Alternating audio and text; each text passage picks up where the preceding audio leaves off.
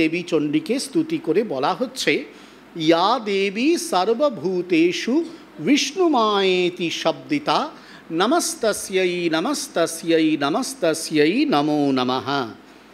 এই যে এখানে একটি শব্দ ব্যবহার করা হলো বিষ্ণু মায়া, এই বিষ্ণু মায়া শব্দটির ব্যাখ্যা করতে গিয়ে শ্রী শ্রী চণ্ডীর যে শান্তনবী টিকা, সেই টিকাকার লিখছেন, মমতা বসংবদান লোকান প্রসূয়মানা সর্বজননী মহাভাগ ভগবতী। অর্থাৎ এই যে যাকে বন্দনা করা হচ্ছে, যিনি মহাভাগবতী, তিনি প্রসূয়মানা সর্বজননী, তিনি সমস্ত জগৎকে সৃষ্টি করছেন।